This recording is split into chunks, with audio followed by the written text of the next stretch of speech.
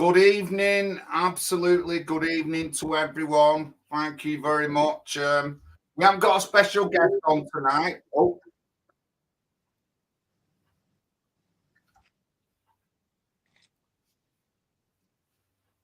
Is Billy coming up? That were me, though. That were me. I don't know. Sorry, guys. No, he isn't. Who's got the... What's the matter, John? I'm echoing. I can't hear anything. I'm not hearing nothing. Right. I'm all right now, I think. Think it were me.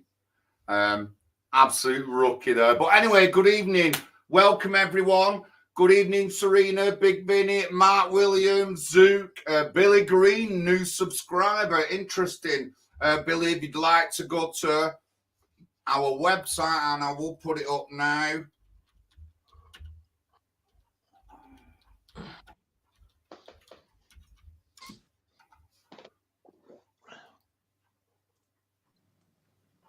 I will put the link up to our website. And you can look, you join, and obviously donate through the website there. We've had a good run of donations past couple of weeks as well, which has paid for all my leaflets, 7,000 of them.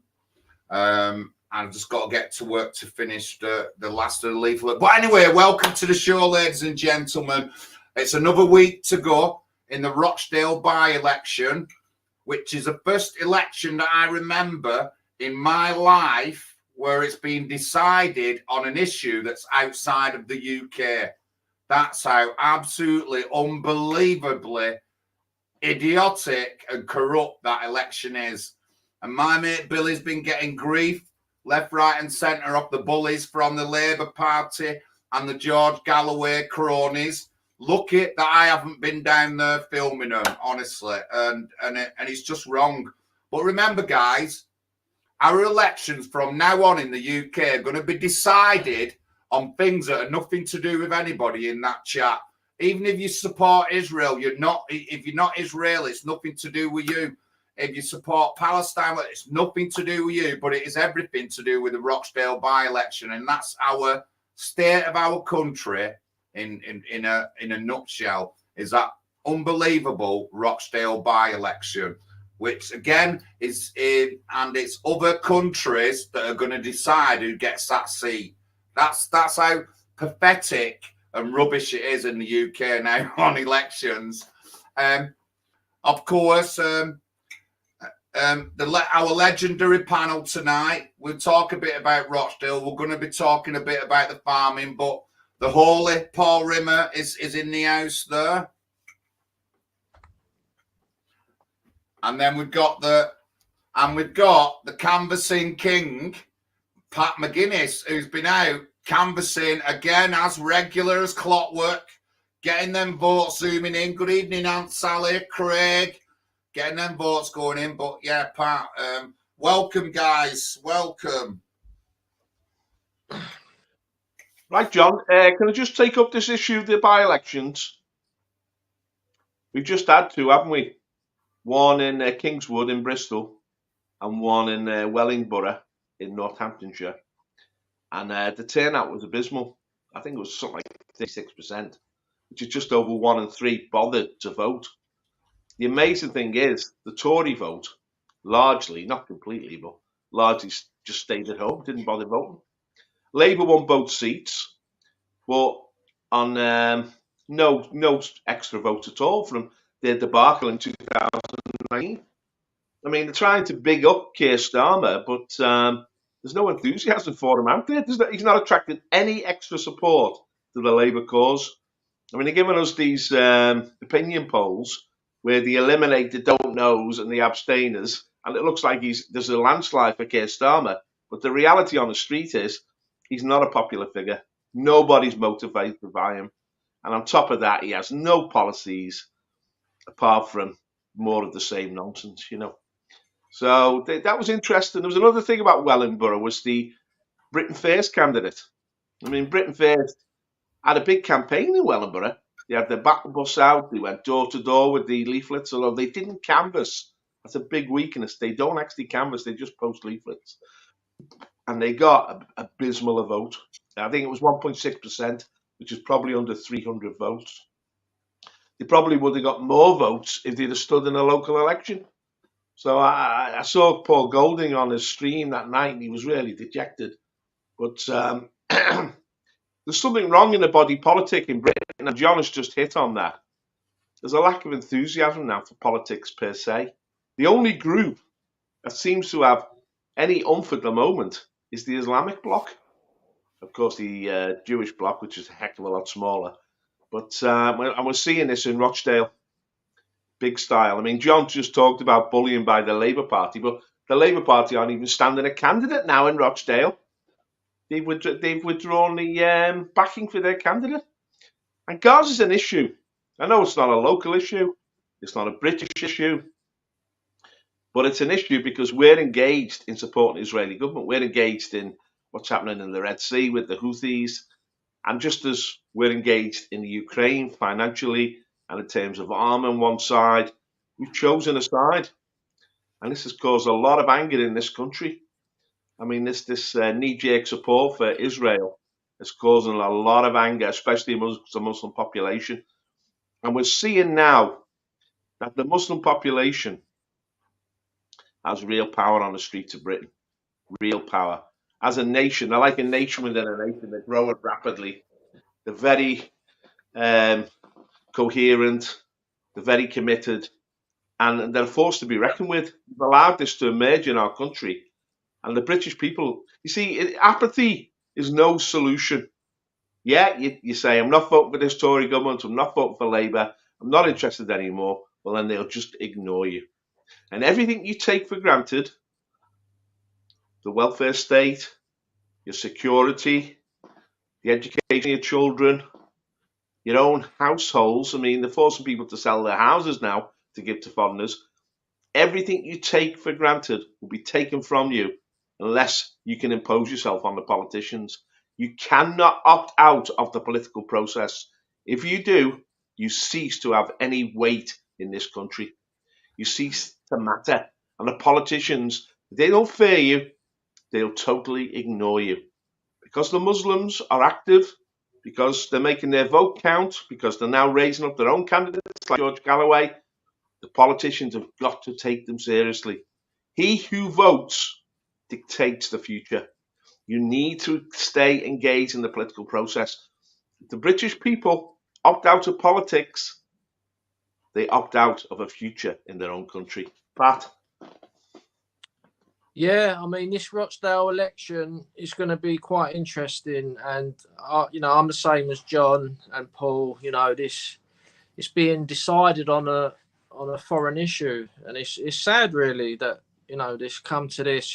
George Galloway, he's got a chance of winning it now, and all because he's been speaking about Gaza, nothing about this country. Nothing about immigration and the refugee crisis at Dover, the housing crisis, just Gaza, Gaza, Gaza. And it's not right. It's definitely not right. And I was looking at the results from 2019, and Labour won it with 24,000, and Conservative came second with 14,000. Conservative might pull it off because Galloway's going to take a lot of votes for the Muslim vote. Don't know what's going to happen with Labour. Then you've got Reform coming in as well, but Reform might take a lot of the Conservative votes. So, and then you've got Billy, who we're supporting. He's very well known, but I hate to say it, I don't think he's going to get many votes because you just can't magically make people vote for someone overnight. It has to be a long process of getting them into the routine of voting. That's why it's going to take such a long time to get rid of Labour and Conservative, because there's so many people who are just brainwashed into that momentum of keep voting for the same party. And going back to the Wellingborough election, like people, fair enough. If Reform can split the Tory party, that'd be great. but they shouldn't really be standing in parliamentary seats, because the amount of money they got, the activists, they could be concentrating on local elections. You build from there, and like otherwise you're going to end up like Paul just mentioned about Britain First. I think they got 440 votes, and you know, I'm pretty sure they put a lot of money into that. It's just a waste of money, and it's very demoralising. It makes our beleaguered people think, oh look, there's no point, we can't win down the electoral route, and it's very negative. And we need positivity to help us galvanise the movement. But the person to blame, really, why we're in this position, is Nigel Farage. Right? Not a lot of people might not want to hear that, but that is the truth of it. Nigel Farage has completely ruined the anti-establishment movement. He basically, we're non-existent. When I'm looking at election results in London in the local elections, because we're targeting a ward in Sutton, Andrea Welsh is standing for us, and it's going to be a good campaign. Really looking forward to it. Started leafleting her ward already. When you look at all the different wards in London, you don't see any other party but Lib Lab Con. There was once a time you would also see BNP and UKIP in those results. They're completely disappeared now, and this is all because of Nigel Farage. Nigel Farage helped block the BNP. He then abandoned UKIP, turned his back on UKIP. Then he started the Brexit Party. That was successful. Shut that down. Started Reform now, and basically gave all the power back to the Tories. And this is why we're in this position. We're literally starting back at the beginning again. And but you know, we're in the fight. We're doing something. But people got to realise Farage's establishment. The Reform Party, what they're trying to do is they're trying to get all the Tory MPs to leave the Conservative parties to go into Reform. It's going to be exactly the same as the Conservative Party. They're all establishment. It's all GB News, Rees-Mogg, Michael Fabricant, all these people. And those are the people who has destroyed this country. And there's so many people getting behind Reform, and they're making a big mistake. I mean, like I say, it'll be good if Tories are split. But what's going to happen is Reform will be the new Tory party, and it's just going to be just as politically correct, just as pro-immigration, just as pro more refugees, and just you know, just as anti-Christian as the Tory party is now. So over to you, John. Well, yeah. As I just put the by-election results up. And when you added Conservative and Reform, it come to just underneath what the Labour Party had on both them elections. So if all them Reform ones are ex-Conservatives, then you can see what they've done there. They might as well have just handed Labour them seats. But, you know, it's just really dodgy days. And, you know, I don't know what to say, because it's to do with Israel and Palestine. It's a foreign, and it's something that's not to do with any of us. I don't get why people aren't as like angry as I am over it. And, you know, anybody, if you're a patriot and you're supporting Israel or Palestine, then you're not supporting the UK. You know, we need to be doing UK things, not anywhere else across the world. It really does infuriate me, and it always has done for a lot of my life, even before in the 90s, before we went to Iraq. It was annoying me how we was involved in everything. And it's not just the Middle East. We've bombed Europe loads of times. Some of the ex-USSR states, we've carpet bombed them. We've just been atrocious getting involved in everyone else's concerns, except for looking after us. And look at the state of us now. People can't hardly buy decent food. Our farmers are on strike. We'll get to that in a bit. Cost of living's up. And I've seen a couple of articles so far, and it says the standard of living is less than in the 1950s right now. It's the worst it's been since the 1950s right now. You know, and I don't doubt it, guys. I don't doubt it. Our priorities are just so messed up in this country. I'm adamant on it, guys. I'm not going to step back. I'm not going to give anyone any leeway. Our priorities are messed up, and we need to be thinking about the United Kingdom, not every other bloody country around the world, guys. Honestly, that's got to be priority now. The by-election's on. They're running it next Thursday, so I'm going to see about getting cover and getting down to the county in Rochdale on Thursday, and hopefully maybe one day this week I'll get down to Rochdale and I'll see what I can do there. But I definitely want to try and get to the count on the Thursday, so that should be interesting. Well, yes. Go on, Paul. Go on. They say that 30% of the voters in Rochdale are Muslims. We've got to acknowledge this. We have this nation now growing within our nation, and it's beginning to really assert itself. And because it's so assertive, the politicians listen to it and kowtow to it. I mean, this whole election really is just about the 30% of the Muslims who they're going to vote. Pat said the Tories might sneak in because of that. I don't think so. They won't. The Tory vote is apathetic at the moment, turning out. So it's really between Labour and George Galloway. It's between two Muslim candidates, really. Now, you talked there about our involvement in international affairs. The new Foreign Secretary, David Cameron, of course, you talked about carpet bombing. He bombed Libya. He brought down Colonel Gaddafi.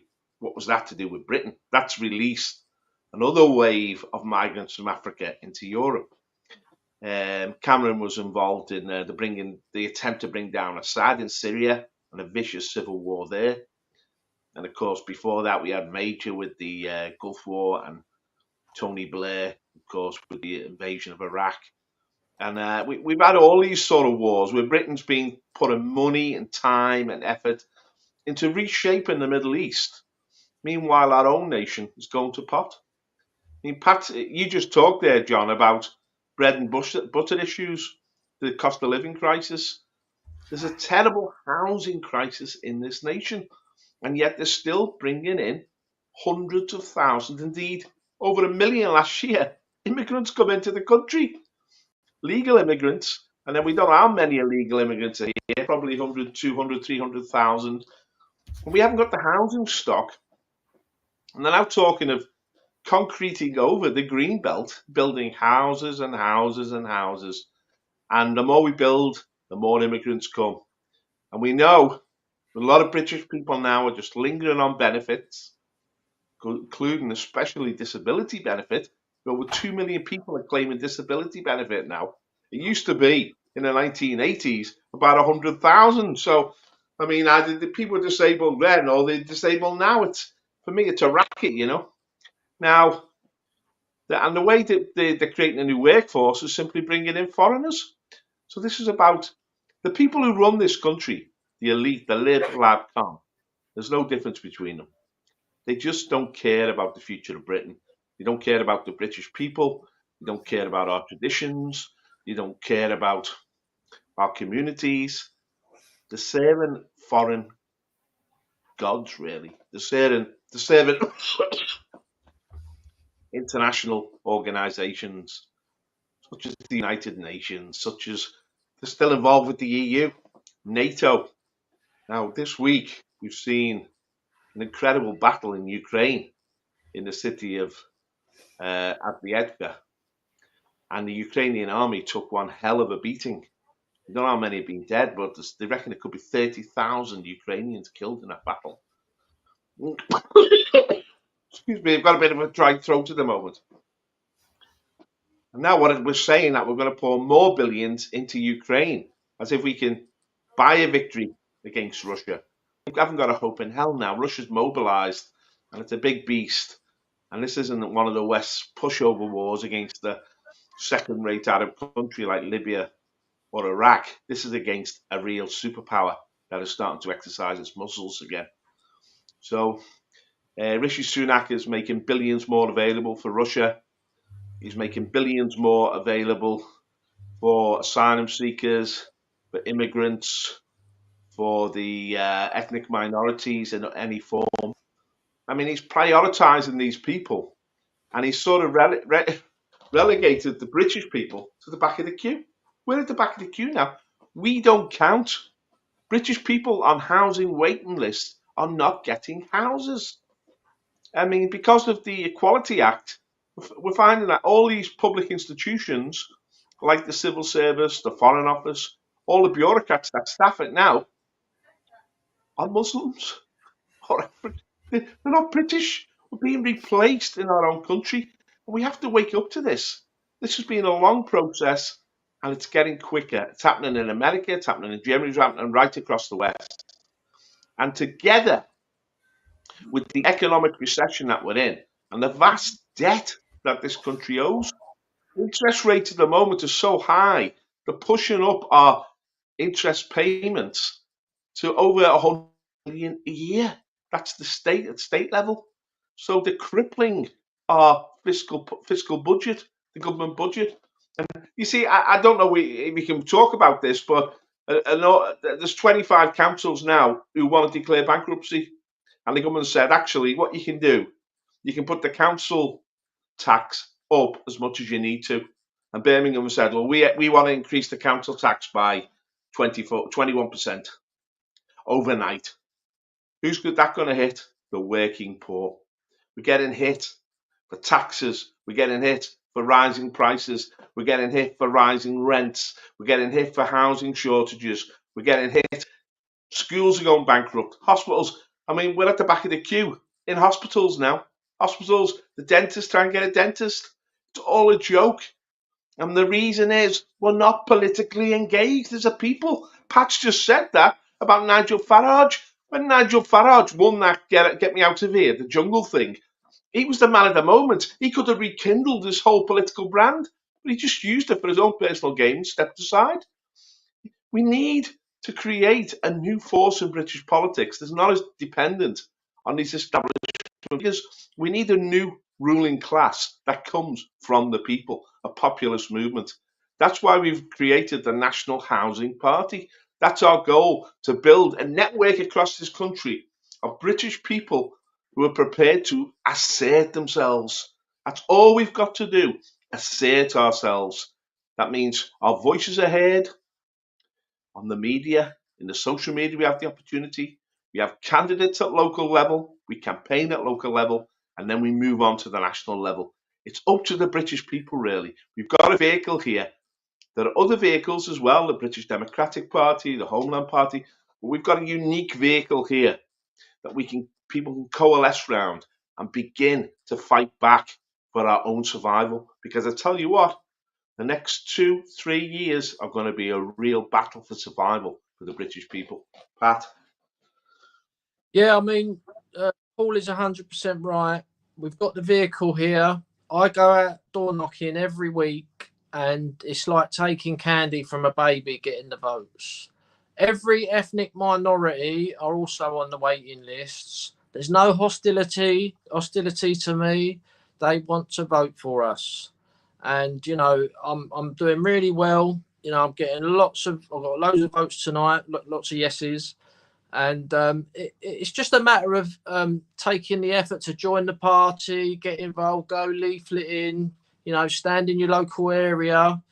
There's nothing to be frightened of. I mean, I was a bit frightened when I first stood. It's quite a big thing. But I can tell you now there is nothing to be frightened of. You know, no one comes around your house. They know that if they do anything to you, you know, the police could get involved. So you are protected to a certain extent. And, you know, we got Andrea Welsh in Sutton. We're starting that campaign in Sutton. I'm really looking forward to that.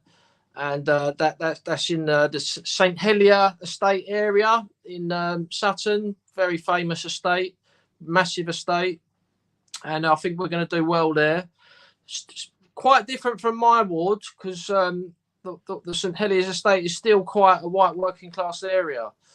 I mean, there is white working class in my ward, but it's quite mixed up. You know, we've got quite a lot of ethnic minorities. And to be honest with you, some of these ethnic minorities are more passionate to vote for me than the white lefties in my ward, you know. and I have a good chat with them on the doorstep. You know, I listen to their concerns. The housing, you know, I spoke to multiple people tonight with 6 people living in the 2-bedroom flats, and they were just like, yeah, I want to vote for you, definitely. And I say, I'm honest to them. I say, look, I can't just get you a flat out of thin air, but I'm willing to speak up about this crisis and how disgusting it is that Camden Council keeps saying refugees are welcome here, and they literally house refugees before people born and bred in Camden. They won't even let people born and bred in Camden to even get on the waiting list for a council flat now. It's that disgusting. And I think it could be an avalanche, guys. This could be like a big result. If I can keep it up, and, you know, the reason I stood was to kind of, you know, encourage other people to do the same thing. And, you know, we're back at square one because we had to fight for Brexit, and Nigel Farage took over the movement and he threw it all down the drain.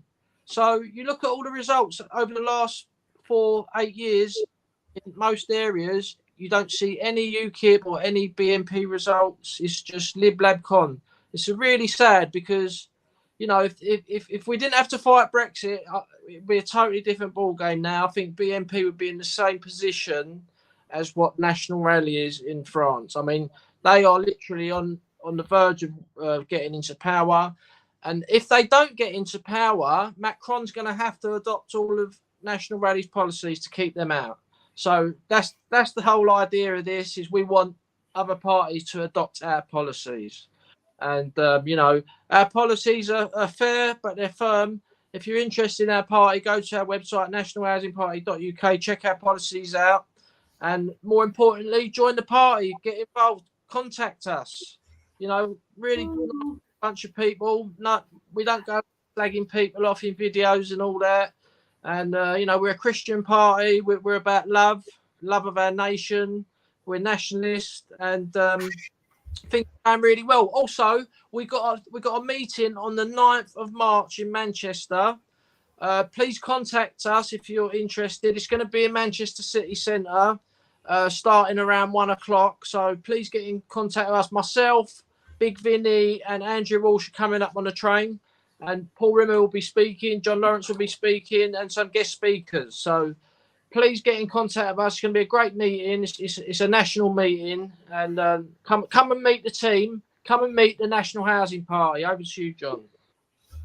Thank you, Pat. Yeah, Nick Wilson, they're holding the count at the leisure centre because the town hall's not ready yet. So just thought I'd let you know. And that's next Thursday. That'll be after 10 p.m. at night. Now, if I can, I'm definitely going. I'll probably have to get a taxi home, but I'm definitely going, and I will be there around before 10 or around 10 o'clock, watching all the votes coming in and stuff like that, and getting active. There'll be a lot of party supporters around the leisure centre, so maybe a good thing to get filming. I might be able to get onto the Reform candidate, that Simon Dansack, if I see him, and say why they're splitting the vote or something like that, or they're never going to do well enough. But no, next Thursday, 10 p.m, I will be in Rochdale for the night. But yeah, I'm looking forward. We want people to get involved, and even before we started the party, a friend of mine called Daniel Simpson from Barnsley, who's already ran several successful elections, becoming second when he ran for UKIP, and he went as an independent. But I went on as his election agent for his Barnsley election, and this was before I ran under the National Housing Party banner. It was just a matter of time, and it's been same for me and Pat for a good few years now. We were on that edge to run as candidates, you know what I mean? And Pat wasn't going to not run. Pat always said that he wants to show other people he's going to run, and he's going to run successful, and he has done, and he's loving it. So get in contact with us, you know. Obviously, depending on which area it is, some areas we're going to focus on more than others, but you can run as a paper candidate. You don't have to do much, just get a few signatures, and then you'll be able to You'll be able to have an election agent. You'll be able to see what goes on the count side. It's up to you guys. It don't cost nothing. It don't cost nothing. You could sign up for a paper candidate, and you could get in the election and get me or Pat as like an election agent, or Paul, and then we can come to the election with you then, and you'll see it happening. It's it's a bit daunting. There's a few people there, but once you get the gist of the elections, it's easy. It's easy, guys. It's not as daunting, and you'll see what's going on. I've got issues. Everyone's got issues. I've got issues with fraud. And when we was in the Barnsley election, two of my boxes that I went and checked the seals on before they left the voting place, and tried to open them boxes without asking anyone to check the seals. This is what they did in the election office. I put in the hall. I put my hand up, mentioned who I was, and I'm an election agent, and I want to check my box, like identification, the seal number on the box. And I've been brutally honest. When I went to the first one and he was sealing it up, the guy failed to seal that box 3 times in front of me before it got sealed properly. Then I went like that on the seal to make sure it was sealed. We have the right to do this. If you're not going to do it, you're not going to be able to check your things and make sure things. So I held up the count because I wanted to check the seal on them 2 boxes. The woman stopped. She asked somebody, and then like they gestured for me over to check the seals. I'm just a newbie, I'm looking at the books, reading the rules, and seeing what I'm allowed to do, and I did that. In our last candidate briefing we had last November, I brought up the sealing of these boxes, and then I also brought up that Oldham is known for fraud, for voting fraud. That's what I said, and there's been many articles, and there's been people reported for it in Oldham, and I had the right to say that, me. So the Labour candidate, the Liberal Demo candidate, the Independent candidate, the chief executive, and the election boss, every one of them heard me say that in that office. You know what I mean? And I don't care, me. They might not want to say it, but I'm going to say it because I've got issues with these things. So it's only up to us to find out if these things are being right or wrong. You can say that we don't believe it's all rigged, but how do you know it's rigged if you've never run in an election? So how do you know it's rigged? I just want someone to tell. The thing is, John, now the Tories have introduced new measures now. You have to put your national insurance number down if you have to do a postal vote. You have to bring ID to the polling station. I mean, we had this phenomenon of the Muslim bloc vote.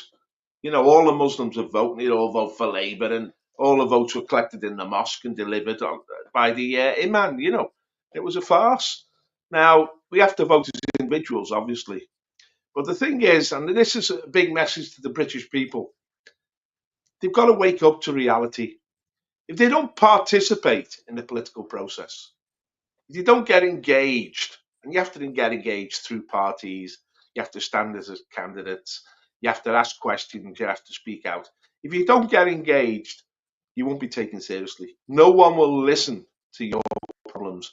Those days when the British people thought democracy worked in their interest have gone. They're over. The political parties are not interested in you anymore.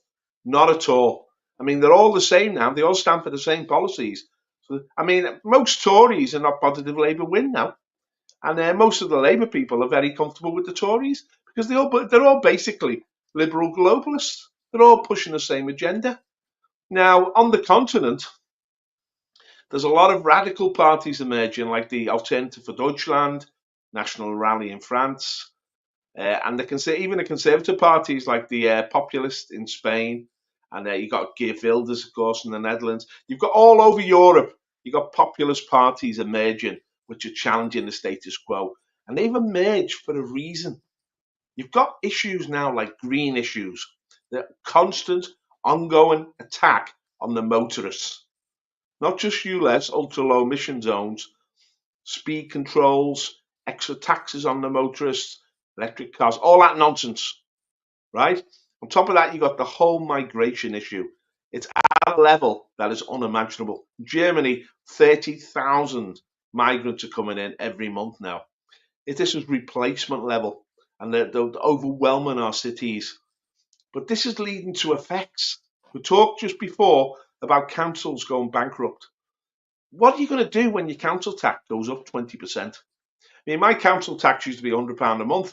Now it's £160 a month. What am I going to do when it goes over £200 a month? It starts to make an impact on your life. What are you going to do when they start putting your income tax up to pay for mass immigration? What are you going to do when you find that there's no place in your local school for your children because it's been swamped by immigrants? What are you going to do when you go to hospital and you're told you've got to wait months and months for operations, or you've got to wait 20 hours in the A&E just to be seen because the NHS is now run in the interest, not of the British, but of people who are coming here? You know, it's being overwhelmed. These people are coming here and they'll be given privilege status. They'll be given primary access to our welfare state. They've been given our taxes. They've been given our houses. They've been given passports and votes and political power. The British people don't respond to this. They don't get active in politics again. If they don't make their voice heard, if they don't assert themselves, if they stay passive and just be apathetic and say, well, there's nothing we can do about it, you're just going to be pushed aside. There's no future for you, no future for your children. You'll be just pushed out of the nation. You'll be gone. We have to assert ourselves. This is a lesson in life, really. Politics is just part of life. You either assert yourself or people just walk all over you, you know. And my message to people is, look, vehicles are being created in this country. This is one of them, to save our nation. You can shout off on Twitter. You can shout off even on YouTube. But unless you get involved in a political process and challenge the lib-lab con, what Pat talked about there, the only party standing in local elections now, the lib-lab con. There is a proliferation of independent parties. And it's noticeable now, innit? The Muslims have come here and they understand the political process and they're using it for their benefit. They're using it like an army.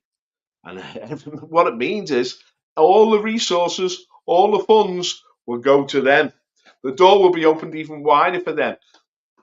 After the next election, there could be 80 Muslim MPs. This is a transformation of our nation. I mean, you can just abandon God, you can just abandon Christianity, but there's a huge consequence to that. Essentially, you're abandoning your future. Now, we're seeing something as well, and this is really important, what's happening on the Russian front. You know, the Russian army is coming west.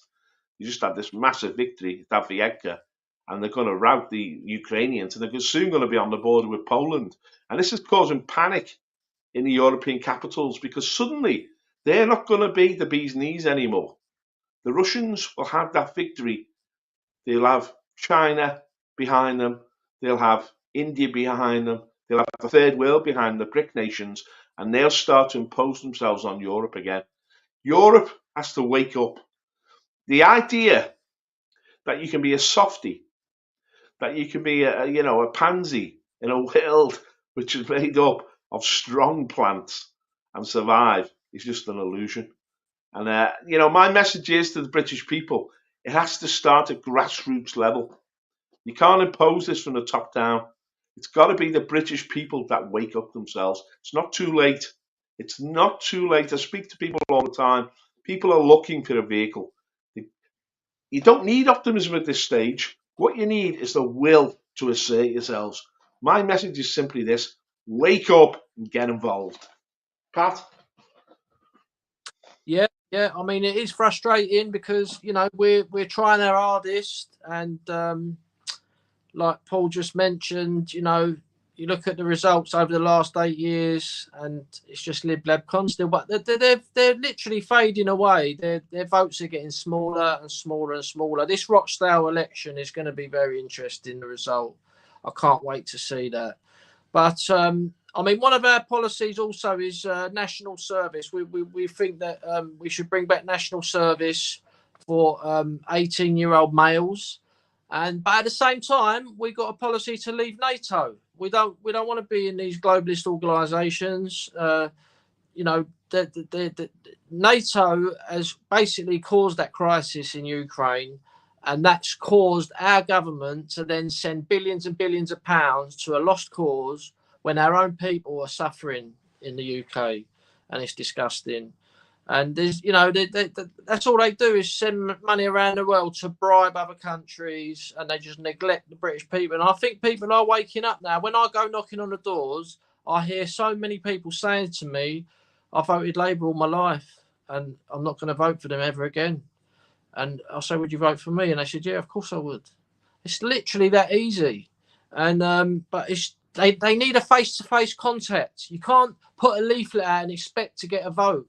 You know, you might get like 100 or 200 votes, but to get 800 votes, 1,000 votes, you need to go and speak to them face to face to get that many people determined to vote for you. And, you know, the Conservative Party are never going to get in where I am and places like this. So it's just waiting to happen. You know, it's just a matter of getting a vehicle in place to fill that vacuum, and we are doing some good stuff around the country. And you've also got George Galloway, the Workers' Party, Workers of GB Party, and they're going to mop up all the socialist kind of people from the Labour Party. The Labour Party is literally disintegrating, same as the Tory Party, and you know, it looks like Reform might mop up the Tory disenfranchisement, and the GB Workers' Party is going to mop up the people who are not happy in the Labour Party, because Keir Starmer he's just a full-on Zionist now, and they've lost the Muslim vote. And but yeah, it's going to be interesting, Rochdale, and I hope Billy Pegg UK gets a good vote, Billy Howarth.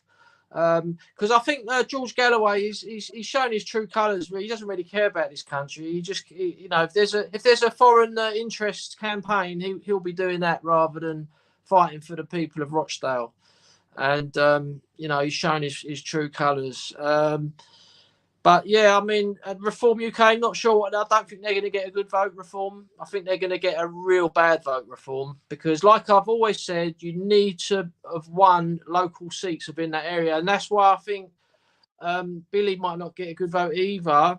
The reason George Galloway is going to get a good vote is because he's a household name. You know, everyone knows who he is. And he's capitalised on this international conflict, which is opportunist. And I don't think it's right what he's doing, really. So, and also he's pushing the same line as the establishment regarding the grooming gangs. He's done speeches saying, Jimmy Savile, these people, but they're individuals. They weren't like big gangs, like working as a big unit with lots of people involved. And you know, there was definitely an element of the ethnicity of the victims. And he's pushing he keeps saying he's anti-establishment, but when he suits him, he's backing him up. Also, when the Labour Party decided to sack their candidate Ali for whatever he said about Israel, George Galloway said all that stuff about Israel, and then George Galloway was saying, yeah, it's good that Labour sacked him for saying those stupid things. And I'm thinking, like, what? This geezer kind of flips every 2 seconds. I can't keep up with him. So, yeah, it's going to be an interesting one. And there is rumours that if Labour lose that election, the Tories will call a general election because they know it's going to be the best time to attack Labour because they've lost the Muslim vote. Simple as that. Over to you, John. John, you're on mute. You're on mute, John. I've just been on me. I've just done some interesting. I've had to look at my phone. Just got some interesting things. I'm not going to say what it is, but anyway, look at the farming now, guys. Remember the NHPUK. We did a stream 3 weeks or 4 weeks before this farming fiasco, and everything we was saying is going on now with that farming. We said it. You heard it here on our show. You might not thought much of it at the time. I didn't think much of it. A month later, and our farmers are absolutely angry. at the way they're being treated by the big firms, the big supermarkets and all that, ripping them off and making you pay more money for stuff, but not giving the farmers extra. Honestly, that's what I've seen. Some of these farmers come out, and you know, I've got to say, I've always been one for trying to get local source meats and things like that. In the past, when we've had a half a lamb or a big joints of beef or whatever, I get them local. I prefer to get them local. And we're in uproar. So that's all across Europe now. So that's Germany, Holland, England, France. Every farmer is kicking off, and so they should do. Over to you, Paul. 1 second, John. Yeah, this farming issue is a really important issue. Well, just let me pick, and I'll get back to that. Just let me pick up what Pat said there about the grooming gangs. George Galloway knows that the Pakistani community, large sections of it, were involved not just in grooming white girls and always targeting white girls, not just in grooming them, so it was racially targeted, not just in grooming them, but in drugging them and then prostituting them out to the rest of the Pakistani community. This was an attack by one community on the English community, on English children. And George Galloway has just brushed that under the carpet as if it doesn't matter. He's just said, oh, it's just individuals and it's a question of conscience and, you know, it's about dark souls. It's not about the colour of the people's faces. It was about the colour of the people. They chose white meat. They were picking white girls deliberately. They took no Asian girls. They didn't take any Muslim girls at all because they had respect for the Muslim girls, but they regarded the white girls as easy meat. And we're talking now about ferocious gang rape. We're talking about anal rape. We're talking about many partners for young girls in one night. It was a gruesome assault on young girls in these neighborhoods. They targeted care homes. They targeted schools. They sent out young agents to recruit the kids. It was systematic. As Pat said, it came from within a community. It was systematic, and it was covered by Gordon Brown and the Labour Party and the police. It was an horrendous crime against the children of this nation. Gordon Brown said to the police, don't get involved. These girls want what they're getting. Leave them alone. And when they went in to pull these girls out of mass gang rapes, they didn't arrest the Pakistani men. They arrested the young girls because they didn't want to face the confrontation. They were actually involved in the whole racket themselves, social workers, police, politicians, but it was all emanating out of the Pakistani community, and it was a racial onslaught against young white girls. George Galloway knows that, but he's decided to brush it under the carpet, pretend it was no big deal. That's how I know that George Galloway is not an honest man. He's actually pandering to a group. He's playing a game. People think that George Galloway is authentic. He's not authentic. He's a phony. And on that issue, he's exposed. And we've got to stand up against George Galloway and that, point the finger and say, look, George, if you want to lie about this issue, if you want to lie about the mass abuse of English girls by Pakistani grooming gangs, if you want to brush it under the carpet, you're not worthy of the vote of any Englishman or woman. You're not worthy of our vote. Now, guys, and that really causes me to be very indignant. But getting back to the farmers, yeah, you see, there's so much pressure now on so many groups in society. I've talked about people facing increased council taxes, not getting access to welfare services. What about small business people who are facing tax hikes, who are facing pressure all the time to pay more and more taxes, to face more and more regulations? And where's their money going? It's like our whole nation now is being abused. But as I come back to what I said earlier, if you don't assert yourself, if you don't make these politicians listen, if you don't scare them, they'll just push you to one side. They will abuse you in the interest of the people who vote for them. And as we see the Muslim community voting for their candidates, their candidates will reward them for that vote. But we've got to have our own community. We've got to assert ourselves. It's not about being hostile or hating anybody. It's about being loving to your own people, but taking care of your own communities. Pat, need to get a drink. Yeah, like Paul's got a bad chest there. So just shout out to everyone in the chat. Big Vinny, Craigs, Nick Wilson, Steve Aiden, Mark Williams, good to see you there. Zook, Industrial Nations, good to see you there. Timmy Bobinson, Jay Smith, good to see ya. And you know, at the end of the day, I think everyone should pat themselves on the back if they are involved. You know, they are trying to push the message on social media. That's the only thing they're able to do. Or they donate to whatever party it is. You know, give yourselves a pat on the back because, you know, there is quite a lot of us trying to do something.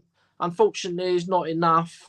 And, you know, everything does help, whether you donate, media, whether you go and help leafleting, you know, whether you, you know, join the party, just join the party and sit in the background. It's only £22 to join our party for the year. It's £11 if you're unwaged, like old age pensioners or disabled, anything like that. Veterans, £11. You know, we've got some good policies, fair but firm policies. You know, we haven't got an unrealistic message. Some people tend to push a really unrealistic message online, and people don't realise how difficult it is to persuade people to go out and knock on doors. That's the only way we're going to get power back is by knocking on doors and winning elections. So we've got to keep our strategy, you know, sensible, and which will attract people to our party, and you know, but at the same time, it's firm but fair. You know, we want to stop permanent settlement immigration. We don't want to give any more passports out to foreigners. Simple as that. We've done enough of that. We need to save this nation. You know, no more refugees for citizenship and housing. You know, ban foreign ownership of property in this country. We've got multi-billionaires all around the world who just buy up hundreds of properties in this country. They don't even come to the country. And all it's doing is pushing the prices up for ordinary people. There's millions of Brits who cannot even get on the housing ladder because they can't afford the deposits to get the mortgage. So, you know, big problems with housing in this country. You know, we need to build up our military, and in my opinion, we need to protect the channel and not be sending arms to Gaza and Ukraine. You know, but yeah, this year's going to be interesting. Got the mayoral elections in London, in Manchester. We've got the general election. You've got the election in America. Also got the European elections. So parties like National Rally, AFD, Vox, Geert Wilders, they could just clean up. I think it could be the end of the EU this year. Hopefully, praise the Lord, that does happen. Because let's have it right, the EU is an anti-Christian organisation, it's anti-nation state, and we want to get rid of it. And I was actually thinking, walking home from canvassing tonight to do this stream, and I was thinking, because Keir Starmer's going to win the general election, and I was thinking, I thought it would be good if he actually tried to take us back into the EU, because it might wake people up. Like, people are going to be so infuriated if he tries to do that. It may make like millions of people join political parties, because maybe that's what we need, is something like that, you know, because it's definitely in his plans. I don't know when he's going to do it, but there's a lot of them who want to take us back in there. So he's going to do something even more radical than that, Pat. Keir Starmer is going to begin a wholesale attack on the welfare state. The Tories have already agreed with him on that. We can no longer afford the welfare state, and it's going to be Labour that unravels the whole beast. What they've said, they're going to get rid of the welfare state? No, they're going to start cutting back on benefits. They're going to push the pension age up to 71. They're going to lower the old age pension age. They're going to make it much more difficult to access welfare services because we can no longer afford them. And there's a real shock coming ahead when Labour get power. It's going to be really shocking. Yeah. So just a quick call out for anybody who wants to do some leafleting. We need leafleters in South London. We need leafleters in Oldham. John's election is coming up. He's going to have to deliver 7,500 leaflets. In the Wirral, we need leafleters in the Wirral for Angie New, our candidate there. Also in Leicester, if you're in the Leicester area or the Midlands, get in touch. We always need leafleters. So, and even if you're just in your own area and you just want to get a load of leaflets to leaflet your area, contact us and we can maybe sort something out. Generally, we like to target an area where we're definitely going to have a candidate. But please get in contact with us. And also, as always, we do need donations. If you want to donate to us to buy leaflets, because that's how we spread our message, mainly through leafleting, go to the website nationalhousingpartyuk. There's a donate button there. You can donate to GB or Northern Ireland. We are registered in Northern Ireland as well. But more importantly, if you want to join the party, which is a great motivation for us, every member who joins motivates the party. And we've had members join regularly now, like every month we're getting members joining. So it's all looking pretty good, John. And let's be a big shout out to the leader of the National Housing Party, John Lawrence. Well, guys, I've just booked 2 tickets to a hustings in Rochdale. I'm viewing on the map, there's 4 mosques around the community centre that I'm going to, where the hustings is. So it should be quite interesting. Why am I doing that? It's because they've not invited the independents, just the main runners. And I'm going to call them out, guys. I'm going to call them out for the hypocrisy. And what I'm going to do, I'm going to say this should be an election based on Rochdale and not Israel or stinking Palestine. That's what I'm going to say in that hustings, and that's on Thursday. So watch, I'll get some video content. You watch. I'm not going to stop. The last time I went to a hustings was the 2019 general election hustings. Graham Stringer was running, Member of Parliament. I pulled him and I said Labour don't deal with the issues that come up to them. They don't. They never have done. They've never dealt with political correctness. They've never dealt with the accountability from certain sections of the community. I said that to him. He come out with a speech saying, oh, we've learned lessons. And a month later, it got found out that Victoria Gawley had killed herself, who was reported missing 150 times from a care home. You know what I mean? So it's just the hypocrisy of our councils and the government and people. So Thursday night, I'm in Rochdale, guys, and I'm going to that hustings. I've signed up for 2 tickets. I'm hoping to get Billy with me, but if not, I'll be there on my own. And I'll tell people what I want. I'll have my leaflets on me, and I'll be calling all them candidates out, including George Galloway. Thank you very much. Last thing, remember our meeting on the 9th of March in Manchester. If you need any transport from the Merseyside area, get in touch with me on Twitter or on Facebook.